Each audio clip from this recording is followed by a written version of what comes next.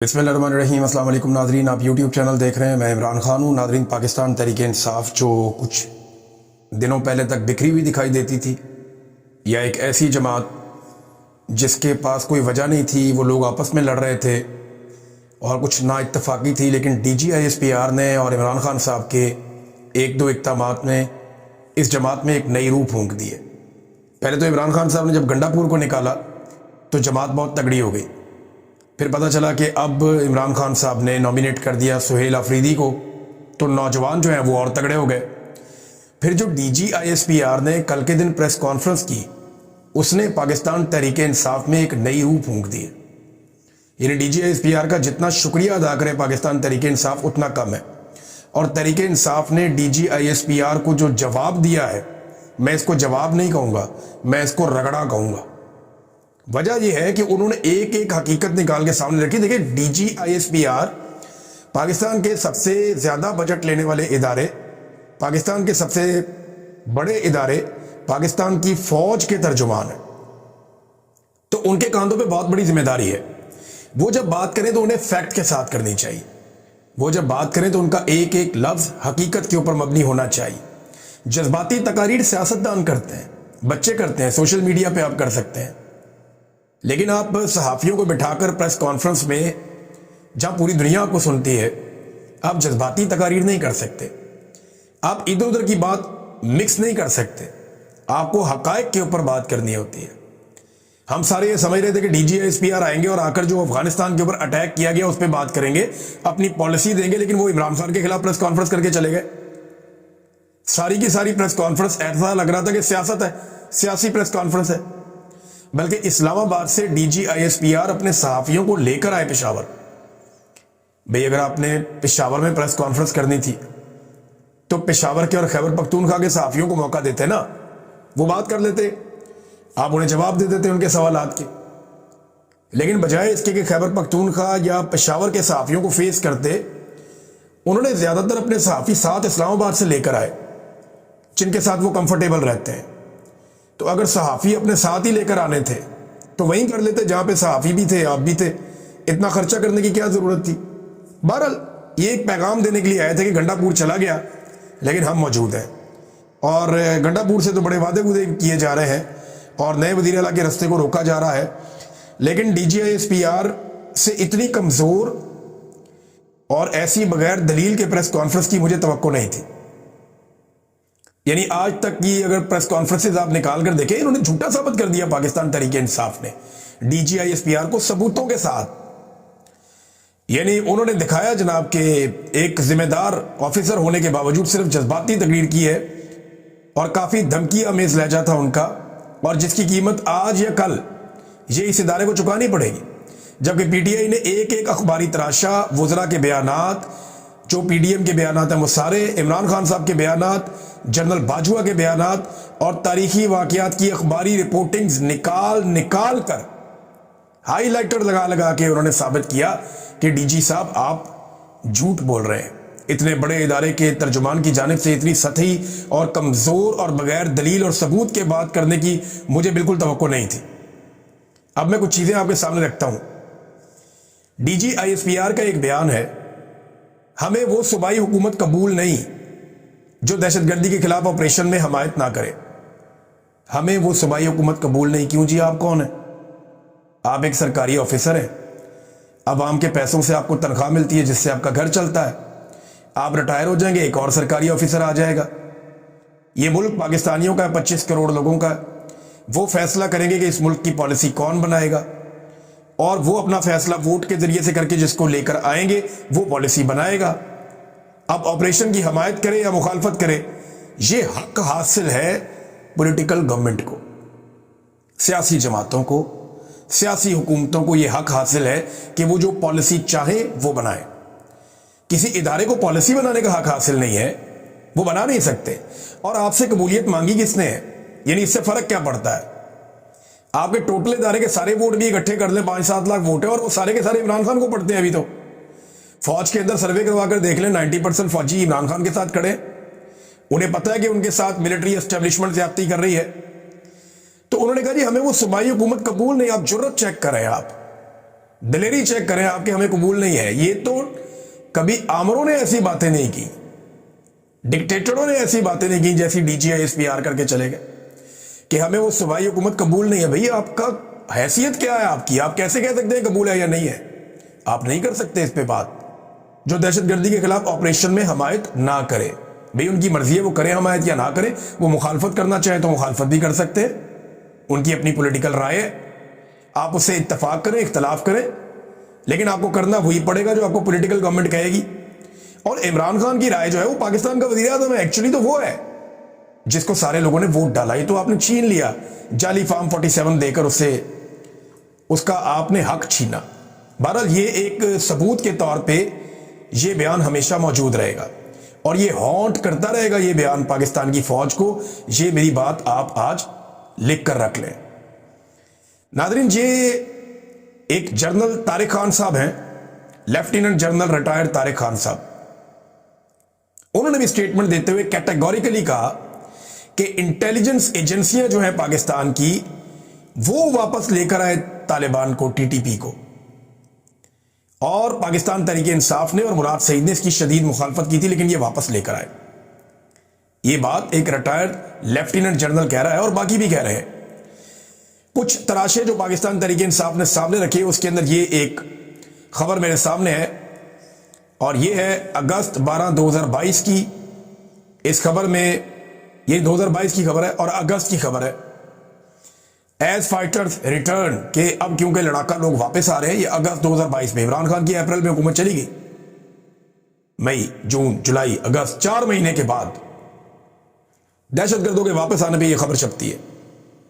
اور اس میں کہتے ہیں پاکستانیوں کو ڈر لگ گیا ہے کہ طالبان والا ماحول دوبارہ بننے جا رہا ہے. General Bajwa assures taking parliament into confidence on Tehreek Taliban Pakistan talks. General Bajwa نے یقین دلایا کہ وہ پارلیمان کو طالبان کے ساتھ بات چیت پر اعتماد میں لیں گے. یہ خبر کب کی ہے؟ یہ نومبر 9 2021 کی ہے. جب جنرل باجوہ نے یہ پلان بنایا تھا اور انہوں نے کہا تھا، یہ اخبارات میں لکھا ہوا، ان میں کسی بھی کیس نہیں کیا، نہ باجوہ نے نہ کسی اور نے. اور پھر ایک اور خبر، رانا ثناء اللہ کا سٹیٹمنٹ، اور یہ ایک نہیں بہت سارے سٹیٹمنٹ ہے. رانا ثناء اللہ کا سٹیٹمنٹ ہے، اس کے اندر مریم اورنگزیب کا سٹیٹمنٹ ہے، اس کے اندر زرداری صاحب کے حوالے سے بھی ایک سٹیٹمنٹ ہے، اس کے اندر جو ملٹری اسٹیبلشمنٹ ہے یا DGISPR ہے ان کا ایک پریس ریلیز بھی ہے اسی کے اندر. اور انہی دنوں میں اندازہ کیجیے آپ، جو ثابت کرتا ہے کہ طالبان عمران خان کے دور میں واپس نہیں آئے. ایک بھی دہشت گرد عمران خان کے دور میں واپس نہیں آیا کیونکہ پالیسی بنی نہیں تھی. یہ پالیسی بنتی ہے 6 جولائی 2022 کو. اپریل میں حکومت گری، مئی، جون، جولائی، 3 مہینے کے بعد پالیسی بنتی ہے. اور یہ جو پالیسی بنتی ہے اس کی خبر بھی میرے پاس موجود ہے، یہ دیکھ لیں آپ. یہ جناب 7 جولائی کا اخبار ہے اور یہ ایکسپریس اخبار کی کٹنگ ہے جو میں آپ کو دکھا رہا ہوں کہ تحریک طالبان پاکستان سے مذاکرات پر ڈائیلاگ سٹیج پر ہے. یہ رانا ثناء اللہ کہہ رہے ہیں. اور پھر رانا ثناء اللہ صاحب نے اس کی تفصیلات یہ بتائیں کہ طالبان سے مذاکرات کے حوالے سے اعلیٰ سطح کی کمیٹی تشکیل دی جائے گی جس میں تمام سیاسی جماعتیں شامل ہوں گی. پارلیمنٹ اس مذاکرات میں شامل ہوگی. اور پریس کانفرنس کرتے ہوئے انہوں نے کہا کہ پارلیمانی قومی سلامتی کمیٹی کے اجلاس میں خدشات کے اظہار پر باوجود مذاکرات جاری رکھنے پر اتفاق ہوا ہے. کالعدم تحریک طالبان پاکستان کے ساتھ بات چیت پری ڈائیلاگ سٹیج پر ہے اور تمام جماعتوں نے کہا کہ یہ مذاکرات ہونے چاہیے. عسکری قیادت نے کہا کہ ایک کمیٹی بنائی جائے جس میں تمام سیاسی جماعتوں کی نمائندگی ہو اور اس عمل کی سیاسی قیادت اور پارلیمنٹ نے حمایت کی ہے. TTP سے متعلق حتمی فیصلہ پارلیمنٹ کا ہوگا. یہ رانا ثناء اللہ. کب؟ 6 جولائی 2022. اور طالبان آتے کب ہے؟ اگست 2022 میں. یعنی عمران خان اپریل میں جاتے ہیں، ان کے جانے کے بعد مئی میں میٹنگز کا آغاز ہوتا ہے، جون میں ڈسکشن ہوتی ہے، جولائی میں باقاعدہ بڑی میٹنگ ہوتی ہے، اگست میں طالبان آنا شروع ہوتے ہیں. تو DGISPR ان تمام ثبوتوں کی اور گواہوں کی موجودگی میں جھوٹے ثابت ہو گئے. نہیں بولنا چاہیے تھا جھوٹ. یہ دیکھیں نا، جنگ اخبار دیکھ لیں، پسندیدہ اخبار. TTP مذاکرات حتمی فیصلہ پارلیمنٹ کا. سول اور عسکری نمائندوں کی کمیٹی افغان حکومت کے ساتھ کہ تعاون سے بات چیت کر رہی ہے. قومی سلامتی کمیٹی کو بریفنگ. زرداری بھی مذاکرات کے حق میں ہے. وزیر داخلہ رانا ثناء اللہ کی میڈیا کو بریفنگ. آئین اور قانون کے مطابق ہی امن لائیں گے, یہ بھی بریفنگ. اور اس میں ایک اور مزے کی بات دیکھیں, قوم اور فوج کی قربانیوں کے باعث ملک میں منظم دہشت گردی کا کوئی ڈھانچہ نہیں رہا. یعنی یہ بھی کنفرم کر رہے ہیں کہ عمران خان کے دور میں کوئی دہشت گردی نہیں تھی, ختم ہو گئی تھی. دہشت گردی ختم ہو رہی تھی, کوئی منظم ڈھانچہ موجود نہیں تھا, اور انہوں نے پھر اس کے بعد دہشت گرد منگوائے پاکستان میں, خود کہہ رہے ہیں, اور اس کے بعد دہشت گردی پاکستان میں واپس آئی. ثابت ہو رہا ہے, میں تو نہیں کہہ رہا, یہ تمام اخبارات میں لکھا ہوا ہے. پہلے یہ کہتے ہیں جناب دیکھ کر کون کہتا ہے خارجیوں اور دہشت گردوں سے بات کرنی چاہیے. بھئی بات کرنے کا تو آغاز آپ نے کیا. ایک ایک بندہ ڈی جی صاحب گواہی دے رہا ہے کہ جنرل باجوہ چاہتے تھے بات چیت کرنا, اور انہوں نے آغاز کیا تھا. عمران خان کا سٹیٹمنٹ نکال کے دکھا دیتے ہیں آپ کو. وہ کہتے ہیں 2021 میں اس وقت کی فوجی قیادت نے ہتھیار پھینکنے والے دہشت گردوں کو واپس بسانے کا منصوبہ پیش کیا تھا, اور عمران خان صاحب نے یہ کہا تھا کہ یہ 35-40 ہزار لوگ ہیں جن میں دہشت گرد ہیں, ان کی فیملیاں ملا کے یہ 35-40 ہزار لوگ ہیں. ان میں کچھ 5,000-7 ہزار کے قریب وہ لوگ ہیں جو مسلح ہیں, دہشت گرد ہیں. وہ اگر ہتھیار پھینک کے آتے ہیں اور معاملات حل ہوتے ہیں افغانستان کے ساتھ مل کے, مقامی قیادت اور جرگے وغیرہ مل کے کرتے تو ٹھیک ہے, کر لیں, لیکن لوگوں کو اعتماد میں لیے بغیر یہ نہیں ہوگا. اور پھر عمران خان صاحب کے دور حکومت میں جب اس کے اوپر ڈسکشن کی گئی تو یہ ریجیکٹ ہو گیا فارمولا. یہ بتا رہے ہیں منصوبہ پیش کیا گیا, مگر اس منصوبے کو خیبر پختونخوا اور قبائلی علاقوں کے ہمارے منتخب نمائندوں نے مسترد کر دیا تھا. اس منصوبے پر ہمارے دور میں عمل نہیں ہوا. لیکن اب حقائق کے برعکس تحریک انصاف کی حکومت پر یہ سراسر جھوٹا الزام لگایا جا رہا ہے. ملک میں دہشت گردی اس دور میں بسائے گئے دہشت گردوں کی وجہ سے پیدا ہوئی ہے, جو اسی دور میں بسائے گئے ہیں. قوم کو بتایا جائے کہ کون سے دہشت گرد کب کہاں اور کیسے بسائے گئے. یہ عمران خان صاحب کا ایک دن پہلے کا سٹیٹمنٹ ہے. ایسا لگتا ہے عمران خان کو ایک دن پہلے پتا چل جاتا ہے کہ D G I S P R کیا کرنے والے ہیں. ایک دن عمران خان نے اسی D G I S P R کو ایک بات کہی تھی, تحریک انصاف نے اس کو آج اس دن کی مناسبت سے ایک مرتبہ پھر لگایا دوبارہ. عمران خان نے کہا تھا کہ دیکھیں آئی ایس پی آر صاحب, میری بات ذرا غور سے سنیں, بلکہ آپ عمران خان کے منہ سے سنیں عمران خان صاحب نے کیا کہا تھا اس وقت. آئی ایس پی آر تھا, میری ذرا غور سے بات سنیں. آپ جب پیدا بھی نہیں نہ ہوئے تھے تب میں اپنے ملک کو دنیا میں ریپرزینٹ کرتا تھا. میں نے اپنے ملک کا دنیا کے اندر سر اوپر کیا, عزت دلوائی اپنے ملک کو. اٹھا کے دیکھ لیں, آپ بھول گئے ہوں گے, آپ پیدا نہیں ہوئے ہوں گے, ذرا پتہ چلوا لیں کہ عمران خان نے کیا پاکستان کی دنیا میں عزت اوپر کی یا نیچے کی. یہ عمران خان صاحب نے D G I S P R کو کہا تھا کہ جناب آپ پیدا بھی نہیں ہوئے تھے تب میں نے پاکستان کا نام روشن کیا تھا, مجھے آپ یہ نہ بتائیں. اور ایک چیز میں آپ کو اور بتاتا ہوں, یہاں پہ ایک بریفنگ دی تھی 5 جولائی 2022 کو آرمی چیف جنرل باجوہ نے, D G I S I general Nadeem Anjum نے, اور corps commander Peshawar general Faiz Hameed نے پارلیمنٹیرینز کو یہ بتایا تھا کہ طالبان سے ہمارے مذاکرات جاری ہیں, اور اس وقت عمران خان کی حکومت ختم ہو گئی تھی. یہ عمر ایوب صاحب نے دوبارہ سارا واقعہ بتایا, اور کیونکہ پی ٹی آئی استعفے دے کر چلی گئی تھی, مراد سعید نے آج بہت بڑے بڑے پول کھول دی اور ہر چیز نکال کے سامنے پھینک دی. اب مراد سعید کو جواب کوئی دے نہیں سکتا, وجہ یہ ہے کہ یہ سب اس کے ساتھ ہوا ہے اور وہ اس چیز کا گواہ ہے. یہ کیوں ڈھونڈتے ہیں مراد سعید کو, یہی تو وجہ ہے. انہوں نے کہا جی آج بلا کر D G I S P R نے اقبال جرم کر لیا, پختونخوا میں جان بوجھ کر دہشت گردوں کو جگہ دی گئی ہے اور سخت سے سخت سزا دینی چاہیے اس اعتراف جرم کے بعد. انہوں نے کہا کہ اکتوبر 2021 میں فوج نے بہت کوشش کی کہ مذاکرات کے نام کے اوپر آباد کاری کی جائے, ان کو لایا جائے یہاں پہ اور نئی جنگ شروع کروائی جائے اور سارا ملبہ عمران خان پہ ڈالا جائے, لیکن ہم نے دلائل کے ساتھ بات کی اور چیلنج کر دیا اس معاملے کو اور اس منصوبے کو مسترد کر دیا. یہ مراد سعید بتا رہے ہیں, یہی بات عمران خان کہہ رہے ہیں, اور یہی سارے حقائق اخبارات ہر چیز یہ بتا رہی ہے. پھر انہوں نے کہا رجیم چینج کے اگلے مہینے پی ڈی ایم کو اس منصوبے پہ بریفنگ دی گئی. ہمارا تو رجیم تبدیل ہو گیا اپریل میں 2022 میں. پھر مراد سعید کہتے ہیں کہ وہاں پہ آپ نے وینٹیلیٹر حکومت نے کوئی گنجائش نہیں تھی, انہوں نے کوئی مزاحمت نہیں کی. تو وزیر داخلہ نے باہر آ کر اس منصوبے کے حق میں ٹویٹ بھی کر دیے اور بیانات بھی دے دیے, اور افغانستان ایک وفد بھی بھیج دیا گیا. اور ہم نے یہ پوچھا کہ 80,000 لوگ شہید ہو گئے ہیں, یہ آپ کیا کر رہے ہیں؟ انہوں نے کہا جی مجھے ہی دھمکایا گیا, میں آواز اٹھاتا رہا, ڈی جی صاحب آپ کا ہی ادارہ مجھے فون کر کے کہتا ہے اسٹے آؤٹ آف اٹ, اس سے باہر رہو اس معاملے سے. میں نے جواب دیا 80,000 شہدا کے بعد اپنا امن تباہ نہیں ہونے دوں گا. جس طرح انسانی جانوں پر آپ بیانیاں بنا رہے تھے بالکل اسی طرح آپ کے ادارے نے پریس ریلیز اس وقت جاری کی جب میں نے کہا کہ دہشت گرد آ رہے ہیں. مراد سعید بتا رہا ہے کہ جب مراد سعید نے کہا کہ دہشت گرد آ رہے ہیں پاکستان میں, اس وقت فوج نے پریس ریلیز جاری کی اور یہ کہا کہ دہشت گردی کی واپسی کی خبر جھوٹی ہے. وزیر داخلہ نے بھی اس کو پروپیگنڈا قرار دیا جب مراد سعید نے یہ معاملہ اٹھایا. پھر مراد سعید نے بتایا کہ انہوں نے عوامی تحریک چلائی اس وقت, تو آپ ہی کے ادارے نے فون کر کے کہا کہ 48 گھنٹے میں دے دیں, ہم یہ بندے واپس بھیج دیتے ہیں. اور حیران کن طور پہ یہ بندے سوال سے 48 گھنٹوں میں نکل گئے. اچھا, اس وقت میری مراد سعید سے بات بھی ہوئی تھی.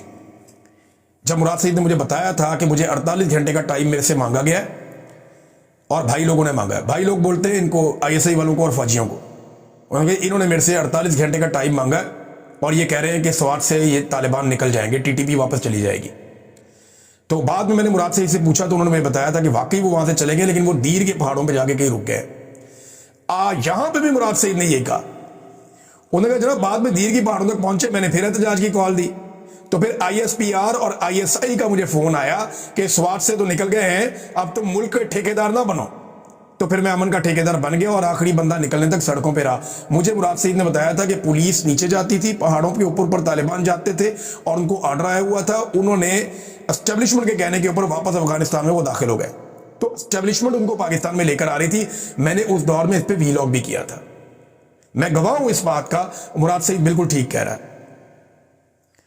اب مراد سعید کا کہنا ہے, انہوں نے بتایا کس طریقے سے پھر طالبان لائے گئے, ہم نے مظاہرے کیے, ہم نے بہت کچھ کیا, پھر میرے اوپر آپ لوگوں نے سارا ملبہ ڈال دیا اور مجھے کہا جناب کہ اس کو پکڑ لو, اس کو گرفتار کر لو. 9 مئی سے پہلے ہی مجھے جو ہے وہ بہت زیادہ رولا ڈال دیا گیا تھا میرے بارے میں. پھر انہوں نے کہا پھر تم جنازوں پر جذباتی بیانات بناؤ, جھوٹ بولو, مگر بچ کے آنسو بہاؤ, مگر یہ میری قوم تمہاری ہوس کی بھیٹ چڑھتے چڑھتے تھک چکی ہے. یہ میرے لوگ تمہاری طاقت کو دوام دینے کے لیے بہت بلی چڑھ چکے ہیں. میرے ہر پاکستانی شہری, ہر جوان کا خون تمہارے ہاتھوں پر ہے. مزید ہم غریبوں کے بچے تمہاری جنگوں کا ایندھن کیوں بنے؟ جن قدموں سے لے کر آئے ہو انہی پیروں واپس بھجوا دو. جیسے پھیلایا ہے ویسے ہی سمیٹ لو. بہت ہو گئی یہ اداکاریاں تمہاری, ریاکاریاں. یہ مراد سعید کا سٹیٹمنٹ ہے. پاکستان تحریک انصاف نے بھی اسی طرح یہ سارا کچھ بتایا اور انہوں نے کہا کہ جناب ہمارے دور حکومت میں تو ہوا ہی کچھ نہیں تھا, بلکہ جنرل باجوہ نے ایک انٹرویو دیا, بات چیت کی مالک سے, جو مالک صاحب ہیں جرنلسٹ. تو جنرل باجوہ نے کہا کہ میری ریٹائرمنٹ تک بھی طالبان جی ہے ان کی واپسی نہیں ہوئی تھی. حالانکہ باجوہ نے جھوٹ بولا, طالبان اگست سپتمبر میں واپس آ رہے تھے پاکستان میں. جنرل باجوہ نومبر میں ریٹائر ہوئے تھے. جھوٹ بولا, لیکن جنرل باجوہ نے تو یہ تک کہہ دیا کہ میرے دور میں تو واپس ہی نہیں آئے, یہ تو عاصم منیر کے دور میں واپس آئے. یہ بات جنرل باجوہ نے کہی مالک صاحب سے. جاوید ہاشمی صاحب نے بھی اس پہ رد عمل دیا, ان کے اوپر مقدمہ بھی درج ہو گیا. سائرہ بانو صاحبہ نے بڑا زبردست سوال اٹھایا. DGISPR نے کہا جی کہ سندھ میں اور پنجاب میں دہشت گردی کیوں نہیں ہے؟ بہت دہشت گردی ہوئی ان دونوں جگہ پہ بھی ماضی میں پالیسیز کے نتیجے میں. لیکن انہوں نے سوال بڑا اچھا اٹھایا. انہوں نے کہا جنرل ایوب نے امریکہ کو جو پہلا اڈا دیا وہ پنجاب میں تھا یا سندھ میں؟ جنرل ضیاء الحق نے امریکہ کے لیے مجاہدین کا جو بیس کیمپ بنایا پنجاب کو بنایا یا سندھ کو بنایا؟ جنرل مشرف کے تعاون سے امریکہ نے ڈرون حملے پنجاب میں کیے یا سندھ میں کیے؟ جب یہ سارا گند آپ نے ڈالا خیبر پختونخوا میں تو دہشت گردی وہیں آئے گی نا. ویسے بلوچستان کا ذکر کیوں نہیں کرتے DGISPR؟ بلوچستان کے اوپر تو کئی دہائیوں سے آپ کی اپنی حکومت ہے, کئی دہائیوں سے آپ کا اپنا کنٹرول ہے. 70 کی دہائی سے لے کر آج تک بلوچستان آپ نے اپنے کنٹرول سے باہر جانے کب دیا ہے؟ فوج کا بلا کسی اور کی شراکت کے مکمل کنٹرول ہے بلوچستان اور وہاں کی حکومت پہ ہمیشہ سے. اور پاکستان کا سب سے بدترین امن و امان والا صوبہ بلوچستان ہے. بلوچستان میں صرف 2-3 چیزوں کو امان ہے. نمبر 1, معدنیات کے ٹرک, انہیں کوئی نہیں چھیڑتا, وہ جاتے ہیں سیدھے, ان کو پہنچانا پتہ نہیں کیا ہے, وہ جاتے ہیں سیدھے. نمبر 2, جو تیل کی سمگلنگ ہوتی ہے افغانستان سے ان کو امان ہے. باقی بلوچستان میں کسی چیز کو امان نہیں ہے. زائرین کو امان نہیں ہے, عام انسانوں کو امان نہیں ہے, مسافروں کو امان نہیں ہے, ٹرین کو امان نہیں ہے, سیکورٹی اداروں کو امان نہیں ہے, اسپتالوں کو امان نہیں ہے, صحافیوں کو امان نہیں ہے, وکلا کو امان نہیں ہے. کوئی نہیں بچ سکتا وہاں پہ. 2 چیزیں بچتی ہیں, ایک معدنیات کے ٹرک, ایک تیل کے ٹرک. باقی ہر چیز کو بلوچستان میں نشانہ بنایا جاتا ہے. DGISPR نے یہ بھی کہا کہ خیبر پختونخوا کی گورننس ٹھیک نہیں ہے. تو میں انہیں یاد دلا دوں کہ آئی ایم ایف نے پاکستان کے ساتھ حالیہ میٹنگ میں صرف خیبر پختونخوا کی گورننس کی تعریف کی تھی. ڈی جی صاحب آپ کو گورننس کا کچھ پتہ نہیں ہے کیونکہ آپ کا یہ کام نہیں ہے. آئی ایم ایف پوری دنیا کی حکومتوں کے ساتھ ڈیل کرتا ہے. وہ کہہ رہا ہے کہ خیبر پختونخوا کی گورننس اچھی ہے, وہ تعریف کر رہا ہے, اور آپ کہہ رہے ہیں اچھی نہیں ہے. ایکچولی وہاں جو حکومت ہے جس پارٹی کی, وہ پارٹی آپ کو پسند نہیں ہے, وہ آپ کی مخالف پولیٹیکل پارٹی ہے, اور آپ اس کو خود بھی ایک پولیٹیکل پارٹی کی طرح ڈیل کر رہے ہیں. ایمن ولی خان کا سٹیٹمنٹ میں بتا دیتا ہوں. ایمن ولی خان نے باقاعدہ فلور آف دا ہاؤس یہ سٹیٹمنٹ دیا, اور یہ سٹیٹمنٹ 2024 میں ایمن ولی خان نے 12 سپتمبر کو دیا تھا, جو آج بھی انٹرنیٹ پہ موجود ہے. انہوں نے کہا پولیس نے مجرم کو پکڑا, دفاعی ادارے آ کے اس کو دہشت گرد کو پولیس سے لے کر چلے گئے. پولیس احتجاج کر رہی ہے کہ ہمارے ساتھ غلط ہو رہا ہے, ہمارے ایس ایچ او کو نشانہ بنایا, ہم نے اس کو پکڑا, دفاعی ادارے آتے ہیں, بندہ چھڑا کے لے جاتے ہیں. تو اگر وہ دہشت گرد ہے تو اس کے خلاف کارروائی ہونی چاہیے, نہ کہ آگے اس کو ادارے چھڑا کے لے جائیں. اب ناظرین مذاکرات کی بات کرتے ہیں. D G I S P R کہ مذاکرات کا کیوں کہتا ہے, مذاکرات کرنے کی کیوں بات کرتا ہے, تو میں یاد دلا دوں 2004 میں نیک محمد سے امن معاہدہ کس نے کیا تھا؟ فوج نے. 2005 میں بیت اللہ محسود سے کون مذاکرات کر رہا تھا؟ 2006 میں شمالی وزیرستان میں امن معاہدہ کس نے کیا تھا؟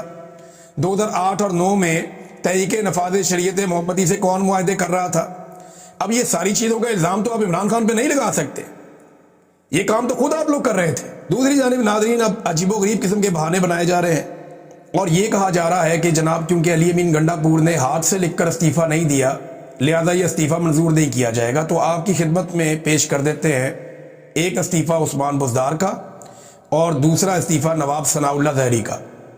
ایک نے استعفیٰ دیا تھا بلوچستان میں اور ایک نے دیا تھا پنجاب میں, اور ان دونوں کا استعفیٰ ٹائپ کر کے دیا گیا تھا, اور نیچے صرف انہوں نے اپنے اپنے دستخط کیے تھے, اور یہ دونوں استعفے منظور ہو گئے تھے. تو گنڈا پور کے استعفے کی دفعہ آپ یہ نہیں کہہ سکتے کہ کیونکہ ہاتھ سے نہیں لکھا لہذا منظور نہیں ہوگا. ناظرین D G I S P R نے ایک بات کہی اور اس پہ پاکستان تحریک انصاف نے صرف ایک فوٹو چپکا دی. بات D G I S P R نے کہی اور فوٹو لگا دی پاکستان تحریک انصاف نے. وہ بات میں آپ کو سناتا ہوں اور وہ فوٹو آپ کو دکھاتا ہوں, ذرا دیکھیے آپ کہ D G I S P R کیا کہہ رہے ہیں اور اس کے اوپر تحریک انصاف نے فوٹو کون سی لگائی ہے, پھر آپ بتائیے گا کہ یہ سوٹ کرتی ہے یا نہیں. کسی فرد واحد کو یہ اجازت نہیں دی جا سکتی کہ وہ اپنی ذات اور اپنے مفاد کے لیے پاکستان اور خیبر پختونخوا کے غیور اور باعزت عوام کی جان, مال اور عزت کا سودا کرے. ہاں جی دیکھیے آپ نے تصویر. تو اب تک کے لیے اتنے ہی, اپنا خیال رکھیے گا, اپنے اس چینل کا بھی. اللہ حافظ.